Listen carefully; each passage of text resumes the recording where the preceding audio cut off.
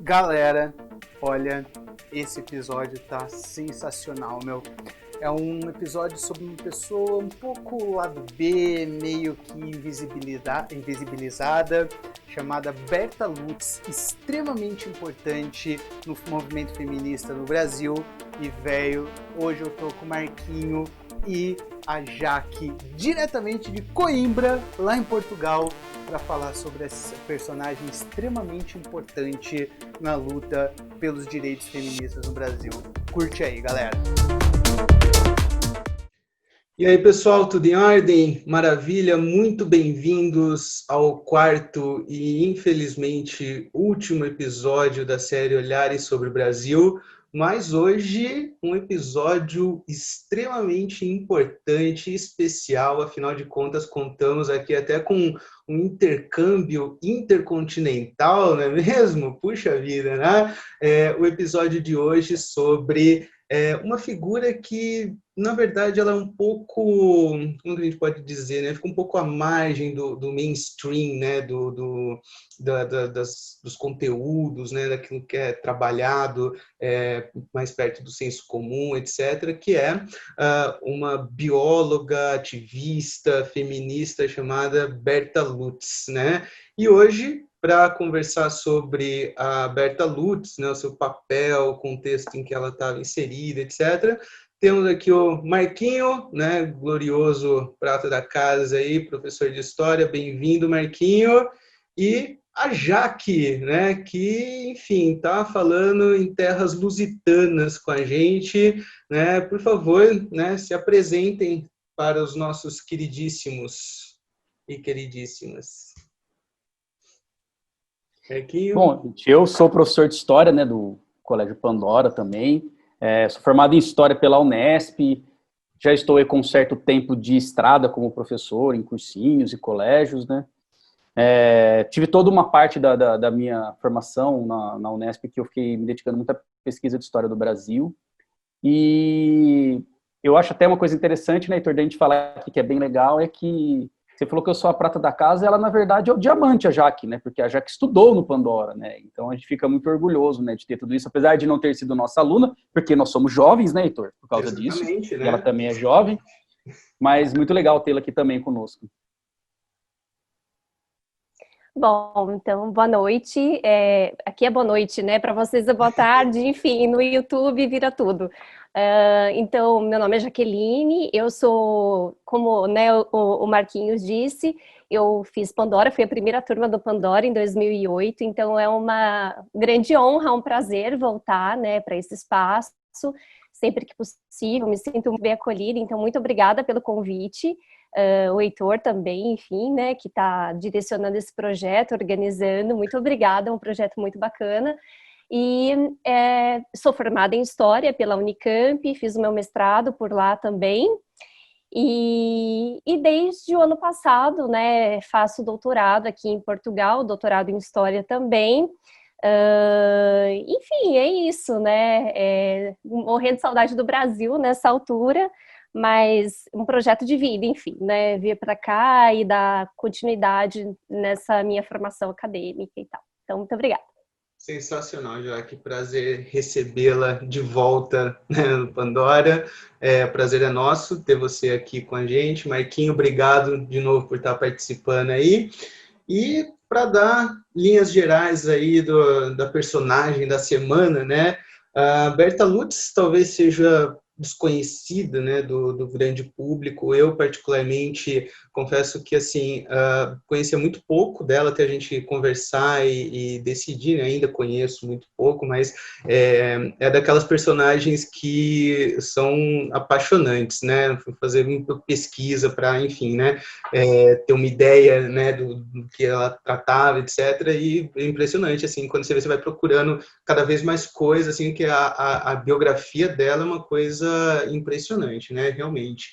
Então, antes de mais nada, para dar linhas gerais, né, a Berta Lutz, ela nasce em 1894 em São Paulo, morre em 1976 no Rio de Janeiro, Então, ela está inserida de uma forma muito incisiva, né? Inclusive naquele contexto dos pensadores da geração de 30, né? Da qual fazem parte o Gilberto Freire, o Sérgio Buarque, né? Que estão inseridos naquele contexto da Era Vargas, né? Foi uma militante extremamente importante para aquisição, legalização do voto feminino, né? E eu acho que assim ela teve um papel que vale a pena ser destacado na diplomacia brasileira, né? Então, ela foi, por exemplo, uma das únicas 6 mulheres que estavam presentes na Conferência de São Francisco, né, em 1945, que deu origem à ONU, né? Ela, inclusive, foi uma das principais vozes ali numa mudança de nomenclatura que eu achei extremamente importante, né? Quando usava-se o termo, né, de direitos dos homens para mudança de direitos humanos, né? Justamente tratando dessa igualdade de tratamento de gênero, né? Isso é extremamente importante. Para ter uma ideia, em 1922, ela fundou e organizou o primeiro Congresso Feminista do Brasil, né? E isso na década de 20 uma coisa assim, que era impensável até aquele momento, né? Acho que até vem na esteira daquele clima, né? Da Semana de Arte Moderna, né? Aquela ruptura de determinados valores e padrões.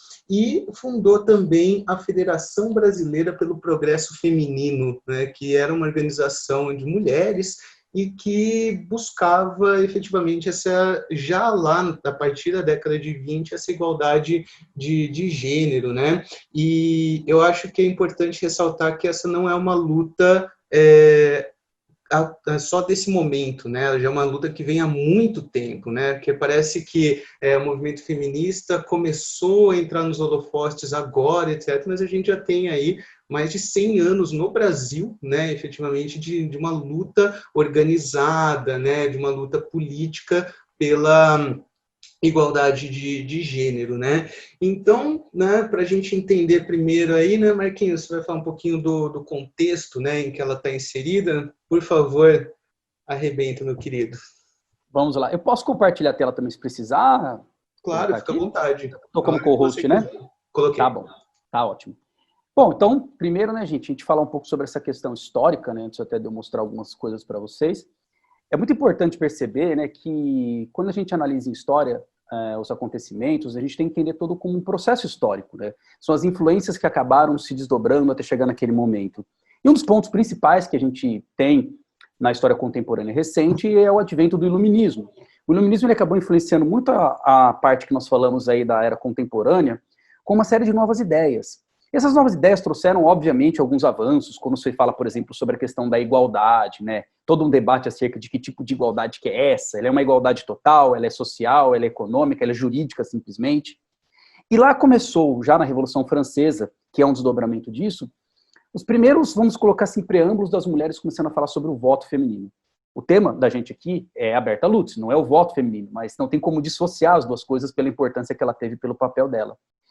E dentro disso nós tivemos vários acontecimentos na história com, vamos colocar assim, indas e vindas nesse sentido, né? Você tinha, por exemplo, caras como Rousseau, que acreditavam que as mulheres elas eram intelectualmente inferiores, então elas não precisavam ter tanto conhecimento, né, se desenvolver tanto. Pessoas até que a gente muitas vezes admira, né, a gente estuda, admira, e que tiveram lá sua importância para aquele momento. E outros estudiosos ou até mesmo políticos que pensaram sobre a questão da mulher. E muitas vezes o problema da mulher chegava num ponto, quando nós falamos do Brasil, que eles diziam basicamente o seguinte: como nós temos uma sociedade machista, patriarcal, para que essa mulher vai votar? Só vai dar mais trabalho, porque afinal de contas ela vai fazer aquilo que o marido dela manda. Chegou a existir até mesmo projetos que eles falavam, por exemplo, que a mulher poderia votar desde que um irmão, o pai, né, o marido autorizasse. Todas essas discussões fizeram parte de um contexto que a Berta vai aparecer. E a Berta vai aparecer nesse contexto histórico que eu acho que é muito interessante, que é um contexto de uma política que estava ainda engatinhando no Brasil em termos de república e de democracia, que é justamente o processo que nós temos de nascimento e consolidação da república no Brasil. É importante destacar que a consolidação da república nunca entendam sempre com um aspecto totalmente positivo, né? Porque não necessariamente ela é positiva, né? Com seus problemas e com suas virtudes. Então, para isso eu vou até mostrar algumas coisas e entender um pouquinho sobre o que ela é. O Heitor já deu uma um preâmbulo ótimo ali, mostrando muitos dos feitos dela, né, nessa vida dela, que é impressionante, e sem contar que tem muito mais, né, eu acho que dava pra gente fazer uma websérie só da vida dela, né, de tantas coisas que ela acabou realizando, né, nesse processo. Mas eu vou colocar algumas coisas sobre ela. Vocês estão vendo a tela? Tá certinho aí? Suave. Beleza. Então, mostrando aqui um pouco sobre ela, tem 2 imagens aqui que eu coloquei, que eu selecionei para vocês, tá? Uma imagem dela mais jovem e outra imagem dela já mais experiente, né? Mostrando todo esse lado dela que eu acho que é fantástico, né? Eu acho que é importante destacar, né? Numa década, vamos colocar assim, no período específico da história, né? Ela não está ali por causa da beleza dela, está ali pela capacidade dela, pela inteligência dela, pelo estudo, pela dedicação, por todo o engajamento. A Berta, ela vai ter todos esses desdobramentos. Ela se formou, estudou primeiro, ela foi bióloga, ela estudava sobre sapos, gente, sobre os anuros, lá em Sorbonne, voltou ao Brasil. É muito importante perceber isso, né, como esse momento de efervescência da luta das questões femininas, do sufrágio feminino, influenciou ela trouxe isso para o Brasil. Isso é um grande desafio, né? Você ir para um lugar e ter uma influência num contexto, e trazer para um lugar que é um tanto quanto hostil a isso, é uma coisa muito destacável. Ela não parou por aí, ela também estudou direito no Brasil, ela também vai se engajar na política, acho que é a Jaque vai falar bastante coisa sobre essas questões ligadas a isso. Então ela vai ter uma história que eu posso falar para vocês de uma maneira geral, quando a gente está colocando sobre ela, que de 1894 até 1976, chegou a parte que ela era uma criança, ela na verdade vai ser muito ativa, né? E ela vai ser muito importante para a história do Brasil. E dentro disso também eu quero mostrar para vocês o pai dela, né? Que a mãe dela era uma enfermeira e o pai dela, ele, na verdade, foi um cara que atuou na área da medicina e da epidemiologia, então muito importante para esse contexto histórico que nós estamos falando agora, que nós estamos gravando, que é um contexto que nós temos aqui de uma pandemia, né, falando sobre a questão da Covid, e ele foi um cara que, na verdade, estudou sobre a febre amarela, e foi ele que conseguiu concluir que ela era transmitida pelo famoso Aedes aegypti, né, de outras doenças também que vocês conhecem. Então ela teve toda essa orientação, ela trabalhou junto com o pai durante uma boa parte ali da vida, ela teve toda uma experiência, mas ela não para por aí, né? Ela vai, na verdade, trazer toda essa parte que nós colocamos aí do ativismo, que eu acho que é extremamente significativo, né? Nesse contexto histórico, nós temos vários países do mundo que começam a ter a questão do direito das mulheres de votar, mas a maioria ainda não tinha. E não pense que era uma coisa assim, por exemplo, na Europa começou tudo antes. Tem países da Europa que demoraram muito mais tempo. A própria França demorou para ter esse processo. Na França foi só em meados da década de 40 que esses direitos foram adquiridos. Então é muito interessante perceber que você começa a ter um contexto que as mulheres começam a questionar o direito dela de participar. Eu acho muito interessante, né, quando se fala sobre isso, né, o Getúlio até num questionamento que teve, que ele falava, não tem muito sentido, né, uma mulher seguir uma lei que ela não participou para poder criar ela. Então essa reflexão é muito interessante. Por que uma mulher vai seguir uma lei, sendo que ela não teve um processo de participação? Então todos esses elementos são importantes nesse processo de desenvolvimento, tanto do direito ao voto da mulher, como no contexto todo que nós falamos de desenvolvimento da política brasileira desse período. E aí, a gente fala até do contexto histórico que nós estamos colocando aí, deixa eu colocar aqui para o lado da imagem. O contexto histórico que nós estamos falando aqui é o contexto que era conhecido quando ela começou a lutar, ainda com o contexto da República Velha, muito marcada pelo que a gente costuma chamar de voto de cabresto. Tem até aqui uma imagem que já caiu em várias provas de vestibular, né? Muito clássica, né? E tem aquela pessoa trazendo, clássica demais, né? Tem até uma diálogo que eles colocam, né? Que o cara coloca, né? É o Zé Burro que ele fala, né? É o Zé Povo, não, é o Zé Burro que ele coloca. Ele está trazendo ali o cabresto, que é de você poder guiar. Eu até sempre falo muito isso para os alunos, que é importante entender que o cabresto, ele não é a ideia de você obrigar, mas é a ideia de você manipular. O cabresto, ele guia para o lado que você vai, né? É o processo de manipulação que ele acontece em dizer, tem que votar naquele cara, porque se você não votar naquele cara, você pode perder seu emprego. Como, inclusive, alguns empresários andaram fazendo no Brasil recentemente, em processos eleitorais, né?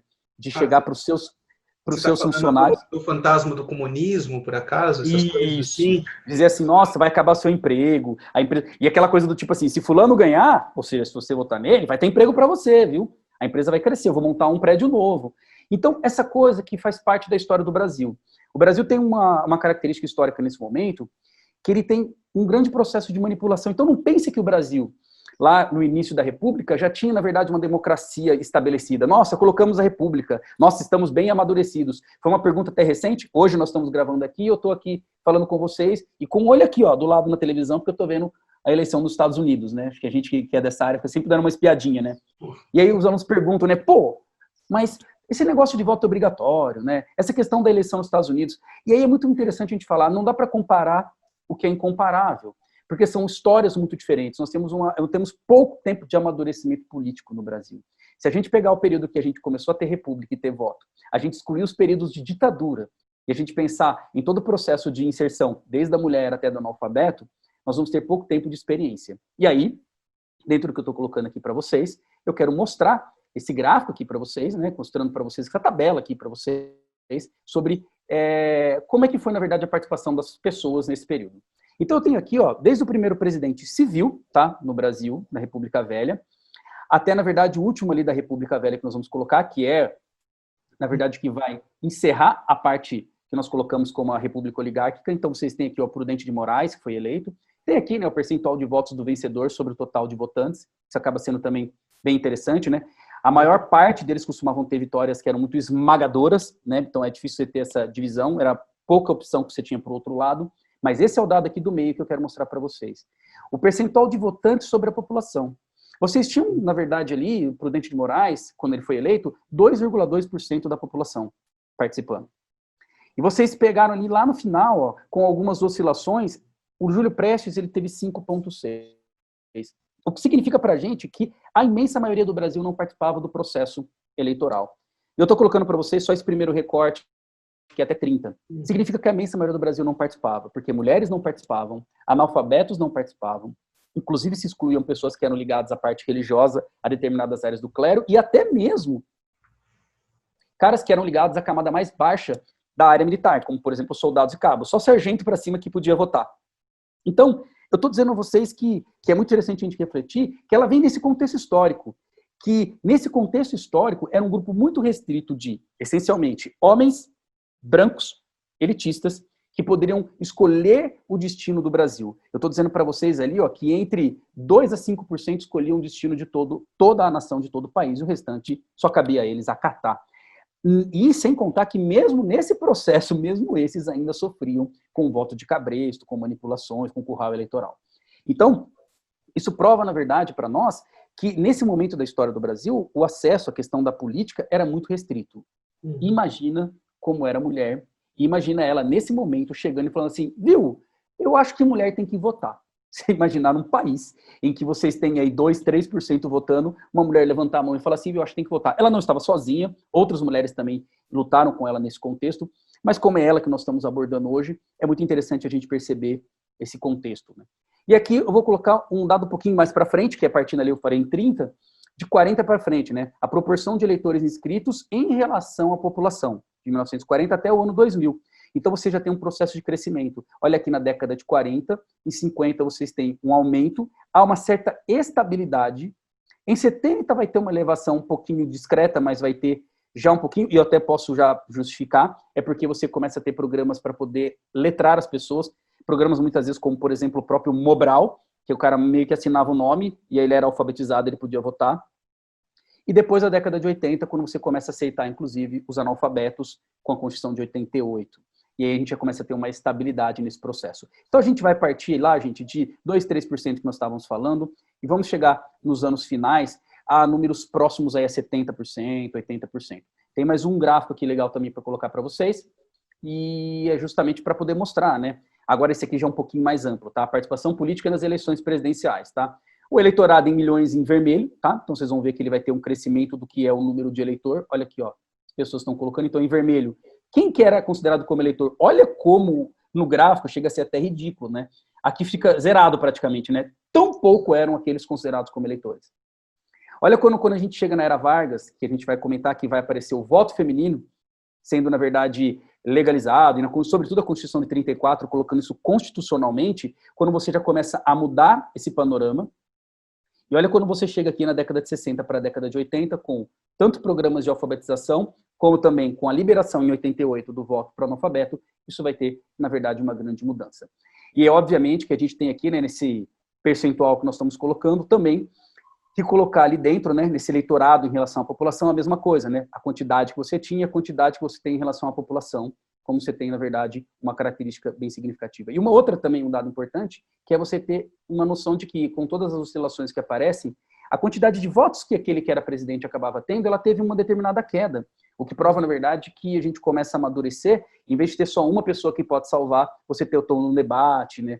Que o pessoal muitas vezes acha que isso é uma coisa negativa, mas a gente sabe que é muito positivo esse debate, essa exposição de ideias, né, essas divergências acabam sendo muito significativas. E aí, dentro disso, só para a gente ter agora e caminhar para o ponto que eu quero, que é a questão da mulher. A mulher ela vai começar a ter o direito ao voto somente, então, lá com o Vargas, mas isso não foi uma coisa imediata. Eu peguei, na verdade, aqui o dado que eu consegui para pegar para vocês, a década de 70 para frente, 74 até 2018, que as mulheres tinham um número inferior ao número de homens, a metade praticamente. E nós começamos a ter um crescimento da participação das mulheres, até que hoje nós temos mais mulheres votando do que homens. Isso é muito importante porque todos os estudos apontam que no Brasil nós temos um processo de envelhecimento, que é importante, então mais pessoas mais velhas estão votando, e também de crescimento da femicidade do voto. O que, obviamente, para quem é um político, gente, e o político com uma análise fria, ele vai olhar e falar assim, eu preciso do voto da mulher. Então, discursos diferentes vão começar a aparecer, né? Discursos, às vezes, que são importantes, propícios, e outros que são, na verdade, simplesmente oportunistas. Eu vou fazer um discurso bonito, criar um papo bacana, vou falar sobre a mulher. Então, é importante eu postar alguma coisa na minha rede social, eu como político, né? Sobre a mulher, né? Para dizer, olha, tá vendo esse cara aqui? Ele faz um discurso legal de mulher. Então, tudo isso acaba aparecendo, e aí é lógico que é importante que se diga, que se fale sobre isso, mas é importante que isso seja não de maneira oportunista.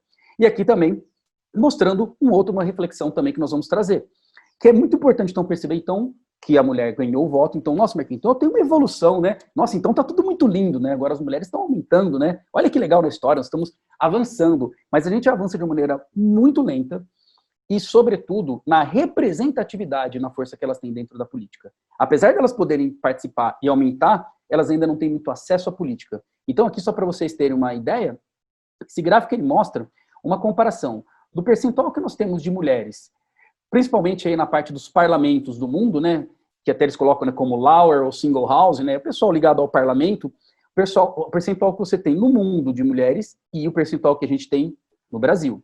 Então, enquanto no mundo vocês têm aqui, ó, de 45, olha que legal o Brasil, lá embaixo, zerado, né? Ah, tinha uma ou outra, chega a ser desprezível em termos estatísticos. Mas olha o que acontece no gráfico do mundo, vocês estão percebendo o que acontece no gráfico do mundo, olha aqui, ó, que acaba aparecendo. Então, há um processo de crescimento, enquanto que você pega o Brasil, há uma tímida participação da mulher, há um crescimento aqui, mas um crescimento é muito mais tímido. Então, vocês vão percebendo que essa linha em verde aqui, ela mostra a diferença entre eles, né? Isso é muito legal para a gente poder perceber que, mesmo tendo, então, a mulher o direito ao voto desde Vargas, não vamos pensar assim, nossa, então a mulher pode mais reclamar na política, porque agora ela está dentro da política, ela pode votar. Então, elas que se virem, elas que elejam mulheres, elas que corram atrás disso. Porque não é tão simples.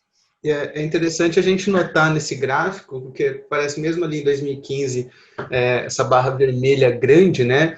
Mas ela ainda está ali em torno dos 20%, né? Exatamente. Apenas. Parece que é muita coisa, mas mesmo assim a subrepresentatividade ainda é uma coisa assim, gritante. No mundo, né? No mundo. No mundo. No mundo, né? Enquanto no mundo as mulheres que acabam sendo a maioria, e aí você tem, na verdade, uma minoria na participação, no Brasil ela é absolutamente ridícula a participação, ela é pouco expressiva, ela é ridícula do ponto de vista numérico, que a gente fala. Porque Sim. Se vocês forem fazer uma comparação, ela está ali na casa de 8%, 10%. E tem mais um dado aqui um pouquinho mais aproximado, que é, na verdade, uma relação que a gente tem comparando a Câmara dos Deputados do Brasil e da França. Pegando aí de 1997 até 2017, esses 20 anos. E vocês olham aqui como é que está o Brasil, né? Começa com 6,6, 6,8, 8,8, 8,6, 9,9. Eu não consigo nem dizer para vocês que existe realmente uma diferença.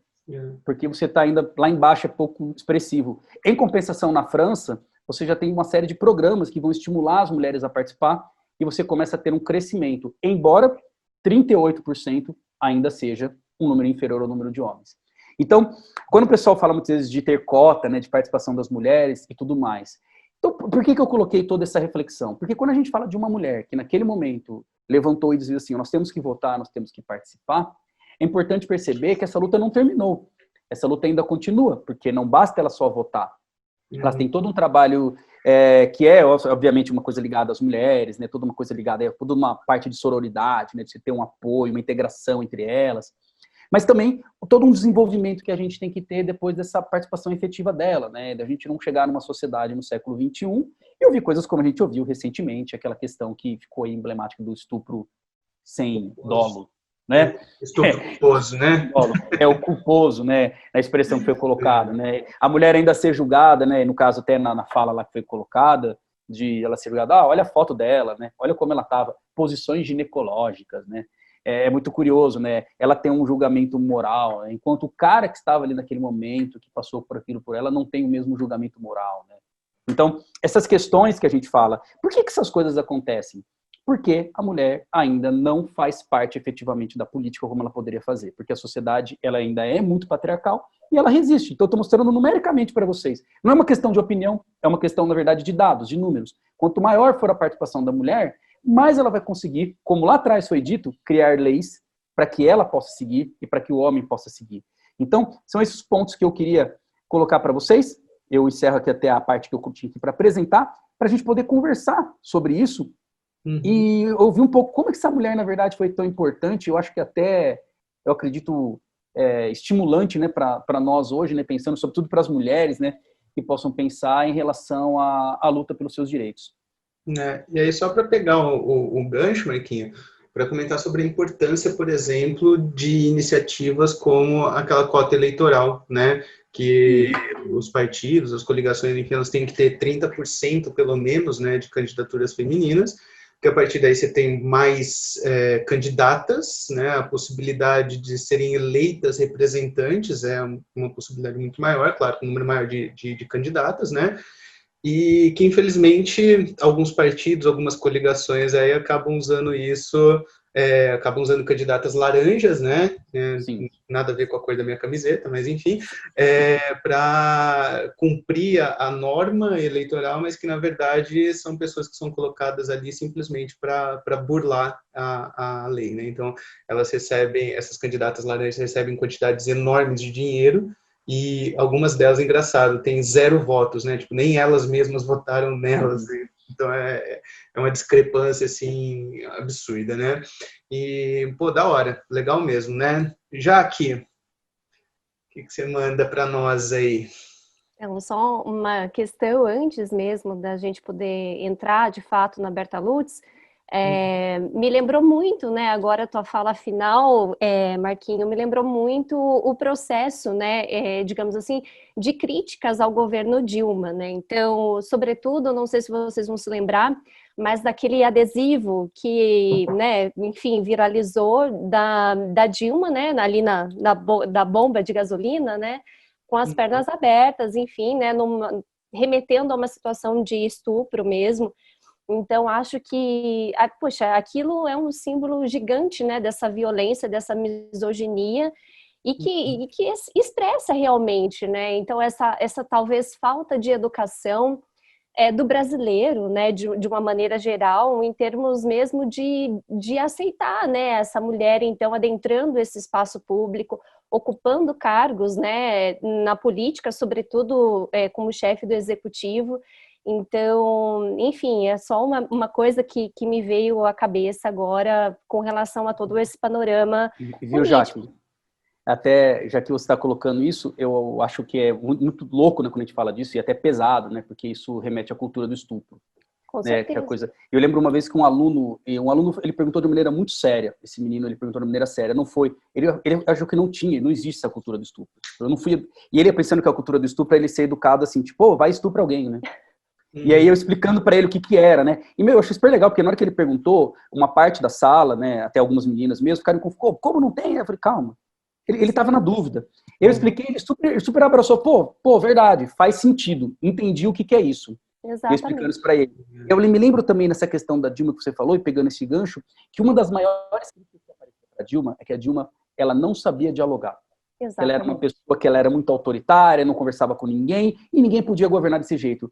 E é curioso que um Donald Trump é elogiado por ser um cara intempestivo, o próprio Bolsonaro é elogiado. Então, por que um homem que é autoritário, que é intempestivo, ele tem, na verdade, um aspecto positivo e para a mulher isso é negativo? Isso passa de uma cultura machista, né? Mando, que a mulher não pode. Mando. O mando. A mulher não tem que mandar, a mulher tem que obedecer. Mulher, na verdade, é meiga. Ela tem, na verdade, sabe, que receber. Você pode contribuir muito com o seu toque feminino, essa coisa, né, com sua fala. E não é isso, né? Por que ela não pode também ter esse papel de liderança? Então, acho que tudo isso mostra, né, o meio que a gente vive. Com certeza. Desculpa, já que te cortei. Não, pode falar. Não, você vai falar que era o famoso bela, recatada e do lar, né? Que foi a expressão que surge exatamente se referindo à esposa do Michel Temer, que ia assumir no processo de impeachment, né? Então, quer dizer, contrapondo o papel da mulher, né? Da Dilma, que não sabe dialogar. Inclusive, assim, as referências à aparência, né, Exato. física, né, porque é feia, porque é mal amada, esse tipo de coisa, e é o tipo de questionamento que nunca é feito com relação ao homem que ocupa esses papéis, né? Desculpa, já, Com perdão, certeza. só fazer essa Não, com colocação. certeza. Acho que é bem importante. E assim, já, né, agora dando início mesmo à minha fala de uma maneira, né, mais enquadrada do tema, eu fiquei muito feliz por vocês terem topado, né, primeiro falar sobre uma mulher dentro desse projeto de intelectuais do Brasil, de intérpretes do Brasil, porque normalmente a gente sabe, né, principalmente quem já passou por um certo período de estudos, que existe um mainstream, né, dos homens, então, desses intérpretes, enfim, Gilberto Freire, e por aí vai. Então, eu fiquei muito feliz, porque acho que a Berta Lutz, não só a Berta, né, existiram outras mulheres que, enfim, são invisibilizadas por N motivos, mas ela é uma intérprete também de metade da população brasileira, né? Então, existe hoje em dia, atualmente, uma série de interpretações a respeito da Berta Lutz enquanto militante do movimento feminista, porque é importante dizer que existem feminismos, né, no plural, não existe uma única corrente. E, de fato, naquele contexto, né, historicizando a prática sufragista, feminista da Berta Lutz, ela, de fato, não teve um olhar muito significativo para as mulheres negras, mulheres pobres, enfim, né? E isso deve ser questionado, sim, porque, de certa forma, esse feminismo que é chamado de primeira onda, ele é um feminismo elitizado, né? Esse feminismo oficial, digamos assim. Então, apesar de todas essas críticas, eu acho que é importante, porque ela, na condição de uma representante do movimento feminista, representante das mulheres, ela teve um cuidado muito significativo de estudar mesmo, né, a condição dessas mulheres no Brasil. Ela tem uma correspondência, assim, vastíssima, né, e essa correspondência nos ajuda muito a entender todas essas dinâmicas diplomáticas e políticas que ela assumiu ao longo da vida. Então, graças a essas trocas, né, ela conseguiu mapear situações, então, de mulheres em diversas regiões do Brasil e etc.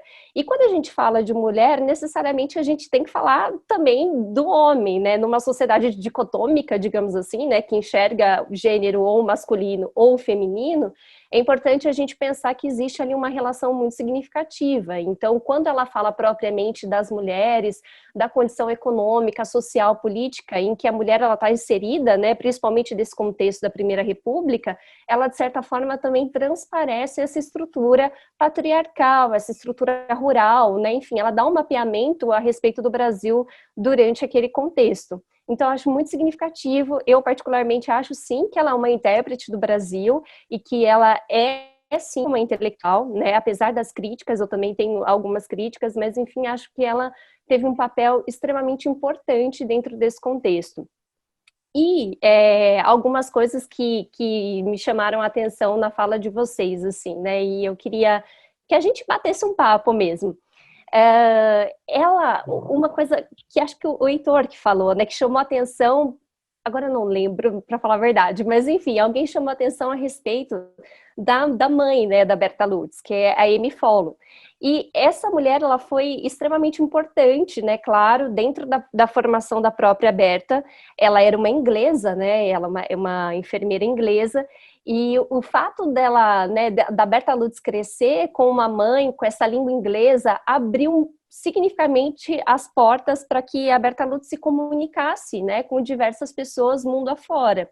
Então, dentro dessa correspondência que eu sinalizei para vocês, ela se comunica com gente do mundo inteiro, inclusive com pessoas da Ásia, enfim, e é muito bacana ver que, né, esse lugar da Berta Lutz, enquanto filha do Adolfo Lutz, enquanto filha da Amy, que era uma inglesa, enfermeira, enfim, também possibilitou a ela ser a mulher, né, que ela foi ao longo da trajetória dela, enfim, que, né, digamos assim, é o capital ali cultural da Berta Lutz, né, o capital social, enfim.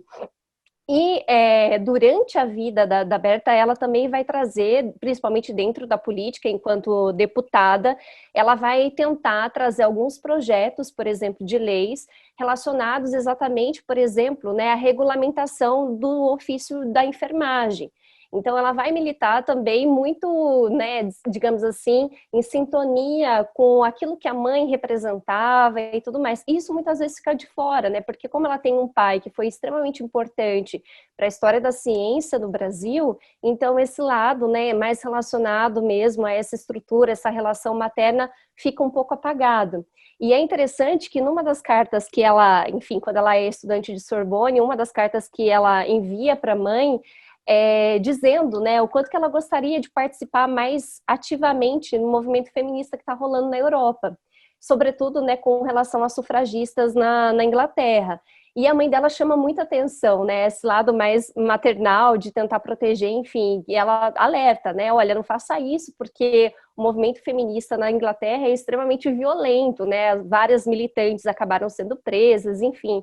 E isso vai reverberar depois na atuação dela enquanto militante feminista. Então, ela vai, de certa forma, rejeitar essa prática, né, mais combativa das sufragetes, essa prática de violência, de intervenção, e procurar, né, fazer ali um feminismo que fosse mais diplomático, digamos assim. E aí entra o todo, né, como que o fato dela ter um título na Sorbonne, o fato de como, né, a família dela, que é uma família importante, como que tudo isso vai ajudar, de certa forma, ela a se projetar no feminismo, legitimando esse feminismo, né, tem uma autora, que é a Célia Regina Pinto, que diz que ela era uma feminista, fazia parte, né, de um movimento feminismo bem comportado no Brasil, exatamente por conta, né, dessas práticas, então, mais diplomáticas, enfim. E como que também o feminismo, por outro lado, ajudou com que ela tivesse uma grande expressão na imprensa, principalmente da época, né? Então, uma coisa meio que legitimou a outra e ela virou essa grande figura que não só se configura, né, como a grande, né, uma das grandes líderes do movimento feminista dentro desse contexto, mas também uma grande bióloga, né, alguém que esteve à frente do Museu Nacional, né, ela foi, se não me engano, a segunda mulher, né, a ocupar um cargo público, né, no serviço público brasileiro, e o concurso dela foi extremamente tumultuado, enfim, foi televisionado, né, pelos jornais da época. E como que isso tudo foi muito importante, porque ela assumindo, né, na época a secretaria, então, do Museu Nacional, ela também, e somado também a paixão que ela tinha pelos Estados Unidos, pela forma como a educação, né, passava por um processo de mudança significativa nos Estados Unidos, ela vai tentar trazer tudo isso, né, para essa lógica brasileira. Então, quando a gente fala de Berta Lutz, né, depois a gente, enfim, fiquem à vontade, mas quando a gente fala de Berta Lutz, eu acho que é esse todo mesmo, né, acho que muitas vezes ela acaba sendo retomada como a figura do feminismo, tendo quase que um protagonismo absoluto dentro desse contexto do feminismo de primeira onda, mas as outras, né, as outras faces da Berta Lutz, às vezes elas são obscurecidas, né, em detrimento disso. E acho que é super importante, né, existem vários estudos da Fiocruz, por exemplo, a respeito da atuação dela enquanto bióloga, né, principalmente relacionada ao estudo dela com os anfíbios, que alguém já citou aqui, enfim. Mas existe também existe também essa Berta Lutz bióloga, aquela que se preocupou com uma reformulação na estrutura da educação, exatamente nos anos 30, que é essa época, né, que é o foco aqui da série, com a reformulação dos museus, né, principalmente pensando na questão interativa desses museus, né, então a galera da museologia tem ela como uma referência, e a Berta Lutz política também, né, como deputada, que ainda que tenha, né, o mandato dela tenha sido extremamente curto por conta, né, depois do Estado Novo em 1937, mas ela durante esse curto período, né, em que ela esteve enquanto deputada do Distrito Federal na época, ela de certa forma assumiu toda uma campanha mesmo, não só relacionada ao sufrágio, mais relacionada a uma democracia efetiva para as mulheres, né? Porque de nada adianta a mulher ela ter, né, o direito a votar. Aliás, isso é um tema bastante pertinente, acho, no Brasil, né? O quanto que a democracia muitas vezes ela é confundida meramente com o sufrágio, e a gente sabe que não é só isso, existem muitas camadas. Então, ela vai trazer uma proposta de revisão para Código Penal no Brasil, para o Código Civil, que era um código extremamente conservador, patriarcal, né, que é o código ainda de 1916 e que vai perdurar, né, até pouco tempo, inclusive. E ela vai focar exatamente nessa questão da emancipação feminina por meio da ilustração, por meio do trabalho, para que a mulher saísse efetivamente dessa tutela masculina, né? Primeiro do pai, depois do marido, e se viúva ainda tem, né, a possibilidade de ser tutelada pelos filhos homens, enfim. Então, tudo isso é muito significativo na trajetória da Berta e ilustra bastante, né? Como ela viveu bastante, ilustra bastante esse recorte do Brasil também. É interessante a gente citar, você falou dessa história do Código Penal, mas até bem pouco tempo atrás, se não me engano, coisa de 20 anos atrás, a mulher, ela, no 20, 25 anos, enfim, a mulher não podia pedir o divórcio. Sabe? Tipo, era uma Exatamente.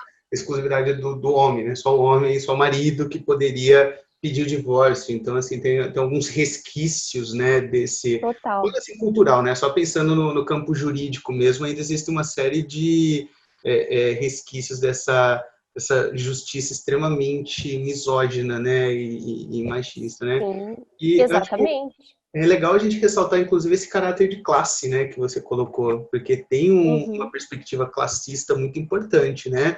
Porque quem tinha acesso à formação e a pensamento crítico, né, e justamente questionar as bases nesse contexto, eram as mulheres da elite, né? Inclusive, existiam uma série de barreiras acadêmicas no Brasil, né? Acho que, se não me Uhum. engano, até a década de 30, né, eu não sei exatamente quando tem a reforma educacional, não sei se você lembra, Marquinhos, mas que, tipo, as mulheres elas só tinham o ensino básico, né, tipo, elas não Ensino podiam, normal. né, Normal. ensino normal chamado, né, Isso, e não, só podiam chegar ao ensino superior se elas fossem para fora, como foi o caso da Berta Lutz, exatamente. né. Uhum. É engraçado a gente citar isso, né? Fazer esse recorte de classe e, inclusive, Uhum. um recorte racial também, né? Total, É bem importante exatamente. a gente citar isso. Porque é Eu acho que muito até, comum. só para complementar uma coisa que o Heitor falou agora aí da mulher não poder separar, eu tenho um relato da minha avó, de parte de pai.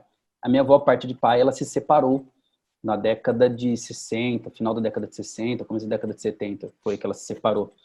E na ocasião que ela se separou do marido com quem ela tinha 4 filhos, ela, na verdade, teve o processo, foi uma coisa muito atípica para a época. Para complicar um pouco mais as coisas, ela ainda é cristã evangélica e o marido que ela tinha, pastor. Só que ele também tinha outra família. Então, vocês vão vendo como é que é a situação, mas ela tinha que aceitar tudo, entendeu? E aí, naquela situação, ela foi se divorciar, e essa coisa da tutela masculina, né, que foi falada, que eu acho que é muito importante perceber isso, ela não poderia conseguir se separar. Ela não teria esse direito. Só que aí, o que eu considero muito como avô, que casou com ela, né, padrasto do meu pai, ele era primo dela. Primo dela, eles se gostavam de adolescência, sabe aquela coisa de adolescência, que aí não podia ficar junto porque era primo, aí ela casou, teve filhos, e aí teve toda essa situação que ela se separou, depois descobriu vários problemas ligados ao marido. E ele era da Marinha, ainda mais sendo militar, um oficial militar, ele foi lá, de uniforme, e ele falou, não, pode dar o divórcio para ela, que eu vou sustentar ela e os filhos. E o juiz deu o divórcio. Porque bastou um homem dizer, não, eu Uhum. cuido, eu sustento. E foi realmente o que aconteceu, né? Então isso é muito louco, né? Bastou ele chegar ali, não era um cara assim, numa patente tão alta, assim, para poder falar assim, nossa, era alguém que não dá. Mas é muito interessante a gente perceber como essas coisas da mulher não ter essa autonomia eram muito fortes. Claro, claro. E assim, quando a Berta, ela nos anos 30, ela faz, né, ela cursa a faculdade de Direito, né, que era ainda a Universidade do Brasil, né, não era o FRJ ainda, ela vai defender uma tese, né, uma conclusão de curso, exatamente relacionada à situação da nacionalidade da mulher casada, quando casada com um estrangeiro, né, porque o que acontecia? Se, por exemplo, se eu me casasse com um estrangeiro, eu perdia, dependendo do país, a minha nacionalidade, né, de origem, dependendo do país, né, do meu marido, eu também não conseguiria ter acesso à cidadania. Então, né, essa mulher, Perda de ela ficava nacionalidade. completamente sem nacionalidade. E isso, na verdade, existia já há muito tempo, mas vai se tornar um problema muito significativo com a Primeira Guerra Mundial, né, por conta dessas migrações, né, enfim, fragmentações de antigos impérios e tudo mais. Então, essa tese dela é muito especial, principalmente dentro desse contexto todo, né, dos anos 30, e é muito interessante porque, de novo, né, como que a entrada das mulheres nas universidades, das mulheres enquanto, né, profissionais de diversas áreas, elas trazem toda uma problemática que muitas vezes não aparece, né, porque, enfim, não é um problema do homem, que o homem está disposto a pensar. Então, tudo isso é muito significativo. E imaginem, né, o Heitor estava falando a respeito do acesso, né, da mulher à educação. O Adolfo Lutz, ele manda, né, ele de certa forma vai traçar esse caminho profissional da Berta, ele manda exatamente a Berta para a Sorbonne nesse contexto todo, porque ele acredita que as universidades na América Latina ainda não estavam prontas o suficiente para dar, de certa forma, uma legitimidade, né, para as pessoas, sobretudo se essa pessoa fosse uma mulher. Então, e ela é muito relutante, né, nos primeiros anos enfim, de curso, porque ela gosta muito de escrever também, né? Então, tem uma carta que ela manda para um dos professores dela, acho que um professor de filosofia, que ela diz, olha, eu gosto muito, né, de ciências humanas, né, falando de uma maneira mais simples, mas o meu pai meio que me obriga, né, a seguir essa profissão. E isso fez, no final das contas, fez toda a diferença, efetivamente, para ela quando ela volta para o Brasil. E esse recorte, né, de classe, enfim, que é super importante também, demonstra muito significativamente para a gente mesmo, né? A Berta Lutz, ela usa muito, assim como outras feministas na época, o termo, né, civilizado. Então, por exemplo, né, as populações africanas não passaram ainda por um processo de civilização. Isso para a Berta, isso para várias feministas aqui, por exemplo, né, eu não sou especialista em Berta Lutz, né, tenho essa pesquisa agora em desenvolvimento sobre as disputas em torno do feminismo, mas as feministas aqui em Portugal, né, que lideram esse movimento oficial, elas nitidamente, né, não enxergam as mulheres africanas enquanto mulheres, porque mulher é um valor, inclusive, né, ser uma mulher é assumir alguns valores que perpassam essa questão da cultura da civilização, que, né, tá bombando durante esse contexto todo, que já foi abordado aqui em outros episódios também. Então, existe muito, né, é bem importante ficar demarcado isso, porque o movimento, por exemplo, feminista negro hoje traz toda essa problemática que é super válido, né? Então, se para as mulheres brancas foi difícil, né, o acesso à política, o acesso à educação, o acesso, enfim, à cidadania, para as mulheres que tiveram um passado no Brasil, né, escravista, isso vai ser ainda muito pior, né? Tanto é que o movimento feminista não faz sentido para essas mulheres, porque elas enxergam que a luta delas é um movimento ainda muito unificado com o próprio homem, né? Que é a questão de serem reconhecidos enquanto cidadãos mesmo, né? Enquanto pessoas livres, enfim. Então, é bem interessante a gente pensar nessas dinâmicas e tudo mais. E outra coisa também, acho que importante, né, dessa questão que vocês apontaram, é que nos anos 30, algumas dessas mulheres de elite vão começar a adentrar esse espaço acadêmico de forma mais significativa. E isso também revela para a gente uma tentativa de transformação mesmo, né? Não só, claro, isso se deve à luta das mulheres, mas se deve também, muitas vezes, ao oportunismo de alguns políticos. O Mussolini, gente, ele era, assim, completamente a favor do feminismo na década de 20, né? Rolou em 1922 um congresso feminista em Roma, né? Então, e o Mussolini dizendo, né, dando várias entrevistas dizendo que ele super apoia aquilo, né? Então, quer dizer, o quão importante é também, né, para esses políticos que essas mulheres, né, de repente assumam esses lugares, sobretudo em espaços que eram dominados ainda por uma cultura muito tradicional, religiosa, etc., né? Então, enfim, é isso aí.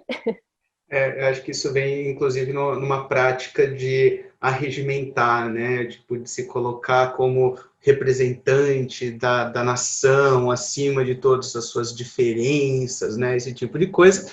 E que, coincidentemente ou não, né? Obviamente não, a gente está falando aqui no Brasil justamente da era Vargas, né? Que tem essa mesma perspectiva que o Mussolini, enfim, colocava, né? Exato. Enfim, as associações, elas são já trabalhadas de uma forma bem explícita, né? Então a gente não cabe aqui a gente fazer essa comparação entre Mussolini e Vargas, mas Sim. o modelo, né? Enfim, inclusive o Estado Novo, etc. Enfim, traz uma série de semelhanças, inclusive nesse sentido. Como essas lutas elas são apropriadas pelo poder dominante do momento, né? É interessante a gente. Total. E essa coisa, né, de conceder o voto, né, você de repente tira, né, todo um processo de luta super importante das mulheres e você concede o voto, né, a elas, concede cidadania a elas. Então isso tem um peso simbólico muito importante, né? E como você disse, faz parte mesmo dessa conjuntura aqui. Aqui em Portugal a mesma coisa, né? Fala-se em voto feminino de uma maneira mais frequente com o Salazar, né? Então, as mulheres, né, essas feministas aqui apostavam todas as fichas na República. A República não concedeu esse voto, né, esse direito de voto às mulheres. Então, muitas dessas mulheres ou simplesmente vão deixar o movimento feminista ou vão, de certa forma, né, fazer alianças, então, com aquele que agora está no poder. E a situação da Berta Lutz também é uma das críticas que algumas pessoas fazem a ela, é que ela tinha não só, né, uma parceria, digamos assim, com o Vargas, mas ela frequentava, né, a casa do Vargas, ela era muito amiga da esposa do Vargas, e como ela tinha uma participação muito importante no exterior enquanto representante, né, feminista no Brasil, e quanto representante também do Museu Nacional, existia uma intenção também, né, um interesse do Vargas com que ela comunicasse, né, frequentemente a ele, então, as coisas que rolavam nos Estados Unidos. Ela frequentava a Casa Branca, né, enquanto representante do Brasil da Aliança, né, Internacional das Mulheres. Então, existe esse interesse, que nesse caso é de ambas as partes, né? Então, ela também tem um interesse em estar próxima ali, dentro daquele ambiente de visibilidade, um ambiente extremamente masculinizado, enfim, porque, enfim, ela acredita, né, que essa maneira, de repente, né, fosse uma maneira tática ali para ela conseguir efetivamente não só, né, acredito aí, alargar essas possibilidades para o sexo feminino, mas também, de certa forma, se imortalizar na história, né, e acho que ela cumpriu muito bem esse papel, escrevendo, né, como escrevia para jornais, fazendo alianças com as correspondências, de certa forma, né, quando a gente pensa em movimento feminista de primeira onda, o primeiro nome que vem é o nome de Berta Lutz, e acho que ela, né, fez de tudo para construir exatamente esse lugar. E é interessante citar, inclusive, que ela teve muito sucesso, como você falou, né? Tanto é que o voto feminino no Brasil veio antes do que as nações ditas civilizadas, né? Muitas nações ditas civilizadas, como a França, por exemplo, como o Marquinhos Exatamente. colocou.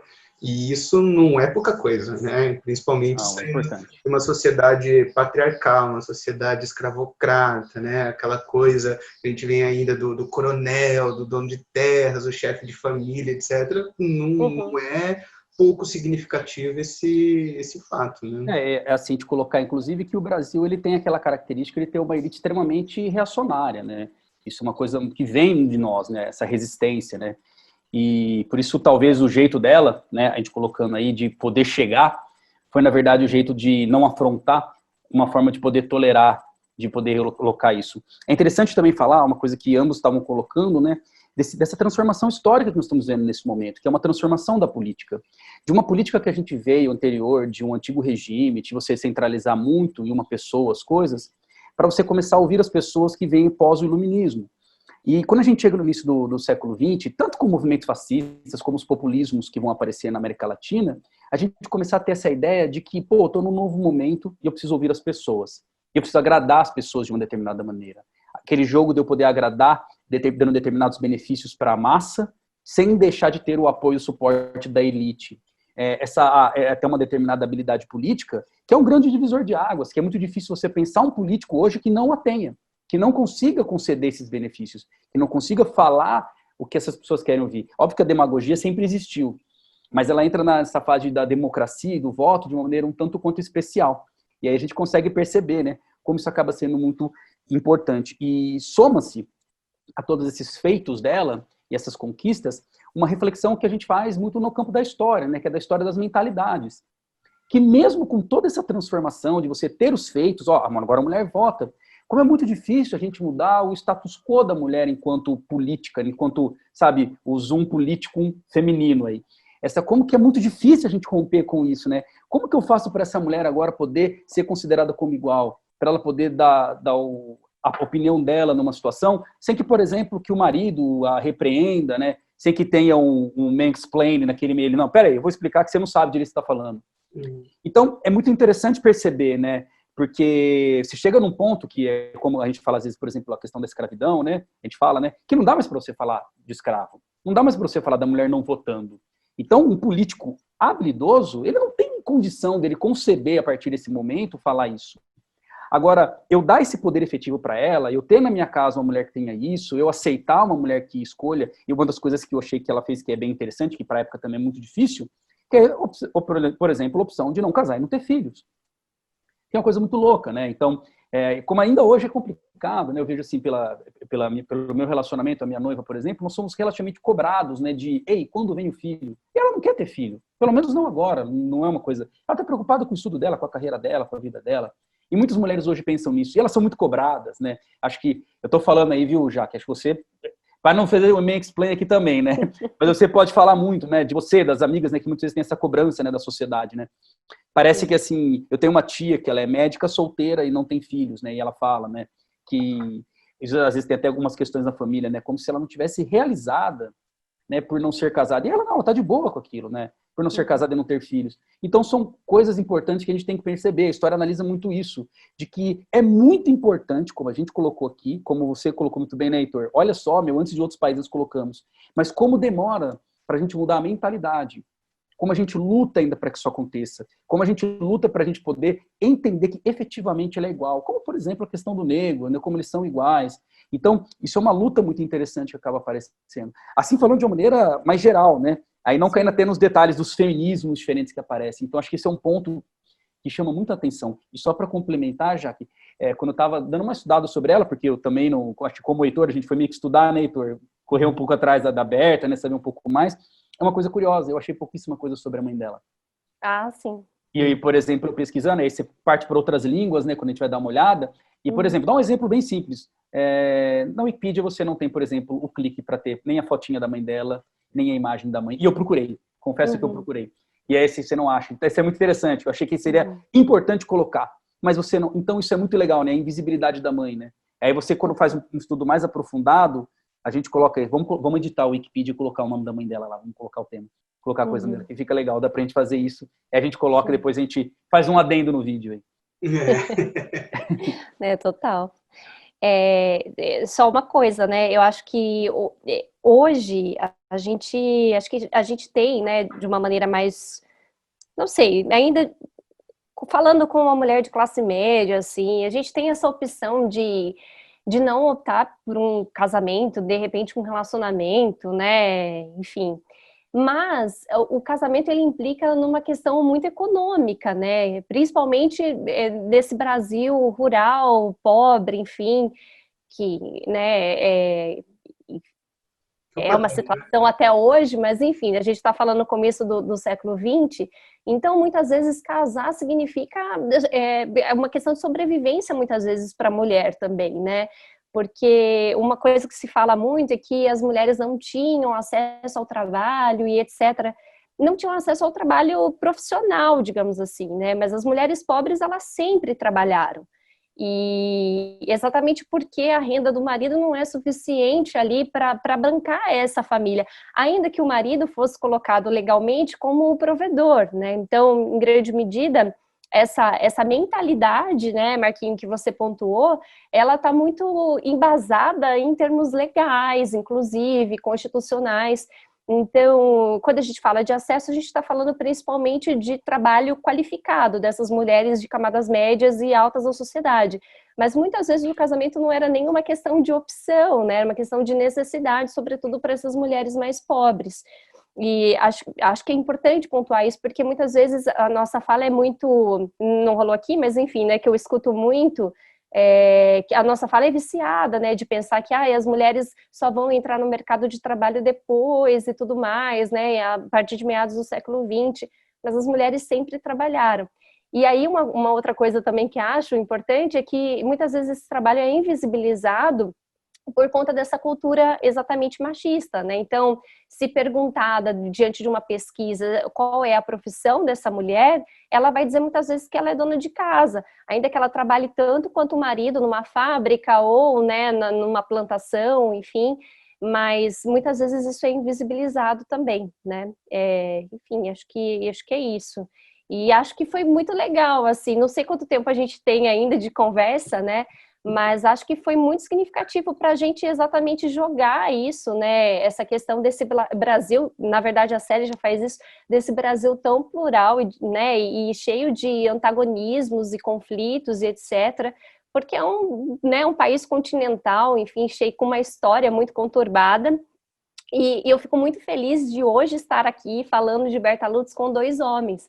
Porque normalmente quando se fala de mulher, né, é a mulher que tem que falar de mulher. E não, né? Eu acho que a gente precisa sim ter esses espaços de fala, né? Eu acho que é super importante, mas muitas vezes é muito perigoso também essa negligência dos homens com relação às questões femininas, né? Então, se inteirar, conhecer um pouco mais a respeito da vida dessas mulheres é algo muito significativo para uma mudança mesmo de educação de gênero no Brasil, né?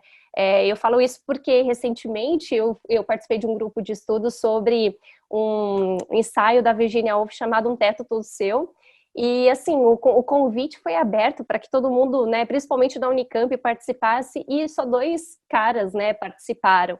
E sempre com aquela ideia de que quando eu falo de Virginia Woolf, eu tenho que falar sobre literatura feminina, enquanto que a mulher escreveu sobre diversas temáticas, né? Ou quando eu falo de Berta Lutz, eu preciso falar de movimento feminista e ponto, ou de voto, né? Muitas vezes as pessoas ainda reduzem a questão do voto. Não, a gente precisa falar, né, e colocar mesmo esse debate e as problematizações, né, para não ficar uma coisa rasa ali e que vai acabar, né, virando conteúdo que ninguém mais vai ver e problematizar depois. Então, acho que isso que a gente está fazendo hoje é muito, muito importante, né, é muito significativo. Pô, que legal, Jaque, né? Que massa, meu. E falo por mim, com certeza pelo Marquinhos também, a gente está aprendendo muito hoje aqui, viu? Tá sensacional mesmo, né? Vim mais para ouvir e aprender mesmo, massa demais. Bom, eu acho que a gente pode encaminhar para as considerações finais, né? Vocês querem falar algo para encerrar? Jaque, Marquinhos, suave? Eu só queria falar uma coisa só, né? Quando se estabelece o Estado Novo, né, e a Berta Lutz, vai acontecer uma questão particular na vida da Berta, que é o falecimento do pai. E a Berta é muito tida, né, na literatura como os olhos do Adolfo Lutz, porque ele vai perdendo a visão, né? Acho que já quando ela retorna para o Brasil, ele vai passar por um processo, né, de perda da visão.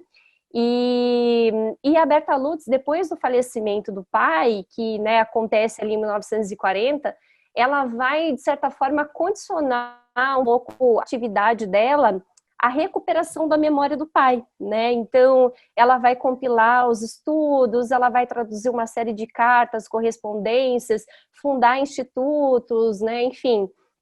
E é bem, eu acho que é bem legal, porque isso, de certa forma, expõe, né, a preocupação que ela tem com essa preservação da memória, né? Então, ali é a memória do pai, e eu imagino que isso também, né, reverbere na tentativa dela também de se auto-imortalizar depois.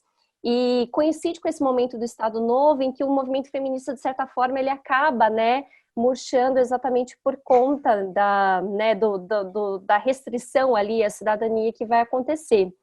E depois, né, só para terminar mesmo, ela acaba falecendo, né, em 1976, e ela falece num asilo. E hoje eu procurei, né, em alguns jornais na Hemeroteca Digital sobre a notícia do falecimento dela. E vários jornais super importantes não relatam, né, esse falecimento. Então, também acho que sinaliza para a gente, de certa forma, como que depois, mais velha, ela vai, né, perder, digamos assim, essa importância tão significativa que ela teve ao longo da vida.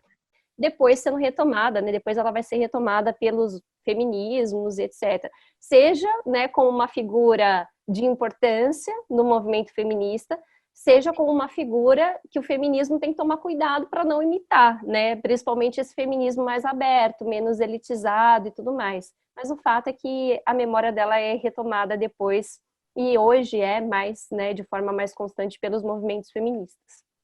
Perfeito, Jaque. Obrigado. Marquinho? Eu queria também agradecer por estar aqui. Eu acho que foi realmente um aprendizado, né? E até pra gente, na conversa que a gente teve, né, Heitor? Você falou, Marquinhos, você tá seguro, né, de falar? Lembra que você voltou para mim? Falei, pô, meu, que vier a gente fala, acho que é legal, a gente estuda, a gente debate, e eu acho que essa aqui é a ideia, né? Muita coisa que a gente vai aprendendo sobre ela, né? E sobre outros autores que podem aparecer. Eu acho muito interessante essa coisa de você colocar também a questão da mulher que a gente está falando aqui, da invisibilidade, né? É um ponto que acaba aparecendo, né? E a fala da Jaque nesse momento é muito assim, né? Outras mulheres lutaram, né? Outras mulheres trabalharam, né? Então, quando eu dou as aulas de história, às vezes eu mostro, por exemplo, as mulheres na Primeira Guerra trabalhando, seja nas fábricas de armamento, né? Dando suprimento, seja na parte médica, né? A parte de enfermagem, que nem tinha realmente ainda uma profissionalização, ou mesmo na própria Revolução Francesa, a importância das mulheres participando, que é uma invisibilidade. A mulher sempre teve um papel muito importante, seja ficando em casa, trabalhando em casa, seja nesses trabalhos profissionalizantes. Então é muito importante perceber isso. E também a gente não fazer demérito de mulheres, né? Eu acho que essa grande reflexão, e a Jaque colocou muito bem, né? De uma mulher que era sujeita do seu tempo, do seu meio, né? E ela estava vivenciando aquilo, o meio que ela vivia, né? A formação que ela teve. Ela, na verdade, deu uma visibilidade para aquelas que eram invisíveis, mas dentro daquelas limitações que existiam para aquele momento, né? Então, para aquelas situações. Então, isso não é um demérito, né? Não é para tirar, vamos tirar a obra dela porque ela não defendeu as mulheres negras. Não, muito pelo contrário. É muito interessante porque isso é o princípio, né, do debate e da transformação.